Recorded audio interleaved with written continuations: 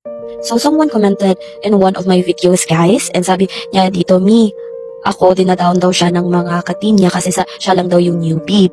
Then feeling niya is siya yung pinakamahina at 80-80 sa team namin. Hindi ko naintindihan anong meaning ng 80-80. And sa context ng comment niya sa akin ngayon, any tips naman po, by the way, for nesting na daw siya next week. Concentrix yung company, the ride-sharing account, okay? That's the first time that I heard that account. Wait lang, research muna ko. Thanks to ChatGPT, naintindihan ko na anong meaning niyang ride-sharing account. Ang example pala niyan is companies like Uber, Grab, and many more, okay? So, yun, based sa comment niya, this person really felt na parang siyang inferior, parang this person is being left behind or na-outcast siya kasi feeling niya he is dumb compared to the experiences of his wave mates na meron ng PPO experience. To be honest, guys, don't be intimidated on that one. It's normal na para mako-compare mo, pero huwag kang like overly mai-intimidate tapos ilo-look down mo lang yung sarili mo. Kasi, to be honest, mas malaki yung edge ng mga newbie. Because newbies are not yung parang hindi sila yung parang know-it-all. Like, they are very humble enough na kapag merong sinabi yung trainer, gagawin talaga nila to gain experience. Kasi tayong mga newbies, I was once a newbie before, is palatanong talaga ako. I'm like a sponge that really wants to absorb things. Like, I read it, I comprehend it, I'm not even afraid to really ask questions to my trainer, to my TL, as in, alam nila talaga yan, napalatanong talaga ako. And minsan naiirita na sila, pero ano naman kasi ako, tatahimik, wherein they are naman reliable, gano'n. Minsan kasi tinatamad din kasi ako mag-research. What if yung ni-research ko is hindi pala tama compared sa experience nila, ganun, diba? We should not always like depend na lang sa AI, ganun, wherein we should always like bridge the gap. Ano ba yung tinuturo ng AI or ng sa internet, sa experience ng ibang tao na nandun talaga sa field. So you need to know that one, okay? So don't feel down, and that's okay na parang na-acknowledge mo na ay meron akong dapat i-improve kasi sila alam na nila to. Pero minsan guys, as I have observed, yung mga tenured agents pa yung matitigas.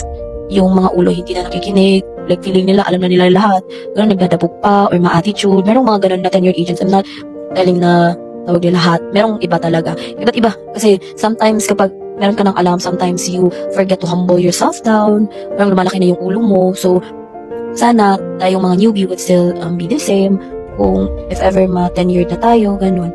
So, let's remain humble at all times, okay? Kasi always remember this, I always share it to you guys. Intelligence, skills, experience will bring you to success or will be a great edge compared to other agents, but it will always be your attitude that will keep you there. Kasi walang kwenta eh, subject matter expert na yan pero pala absent. Pala gawa ng mga medical leave na hindi naman gawa talaga ng doktor. Nag-doktor kwak-kwak lang or sinungaling, late, ganito, ganyan. Yung maraming mga alibay. Okay? Kasi you cannot like force people. You need to be good. Ganon. You cannot force them. Okay? It's so hard to tame the attitude of a person if nakasanayan na niya yan, routine na niya yan. So, it's so hard to break. Unlike sa skills, like, na-improve natin, ganon. And then, yun na nga, is, let's talk about ride sharing. Ride sharing is, yun, example ng mga Uber, Grab, ganon. So, the nature of the support, if ever ride-sharing account, tapos agents kayo yan, is handling drivers' concerns like onboarding documents, earnings, app issues, and many more. Next is handling riders' concerns like booking issues, fare disputes, refunds, safety issues. Okay? Next is some technical support like app is not working or GPS errors, ganon. So, in short, you are a customer service care representative or a driver support agent for people using the ride-hailing application. Thanks to ChatGPT, I learned something new today because of your comment. Okay. Next is, ano ba yung tips ko? Moving forward. Okay.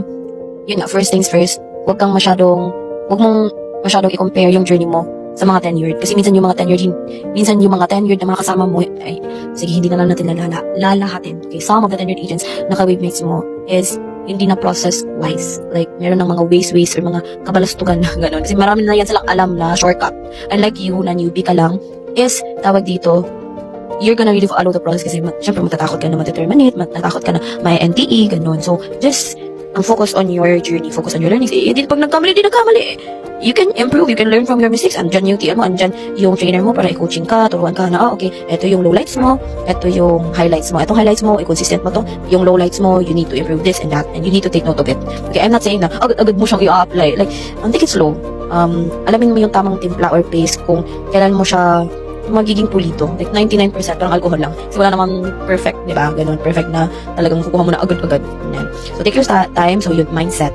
So learning opportunities. And to be honest guys, you need to have emotional management kasi sometimes real talk talaga yung mga TL and coach and mga trainer basta magko-coaching sila. Okay? They're gonna really hurt you with the truth rather than comfort you with a lie. Okay? And next is yun, absorb the process, slowly but surely, basahin mo ulit yung nasa knowledge base nyo or like digital library nyo ng guide sa process. It's not a script, okay?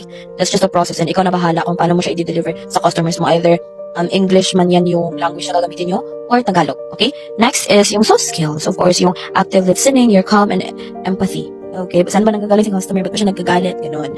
I know, mahirapan tayo dyan, but you're gonna make it. Okay? Next is system navigation. Aralin mo kung paano i-set up yung mga tools para ma-pull up mo agad if ever magta-troubleshooting ka and everything. Okay? You can ask assistance from your trainer or your TL or sa mga subject matter expert or mga floor support kung paano ba nila siniset up, ano pa ba yung mga tinuro ng trainer nyo na hindi ano ba yung natuturo ng mga tenured agents na yung nasa prod na talaga kumpara sa tinuturo ng trainer kasi minsan kasi limited lang ng yung mga natuturo sa training room. Then ask for help, then self-confidence, then tawag dito, always practice, okay? Practice and pray and believe in yourself because the only person who can help yourself is ikaw lang talaga.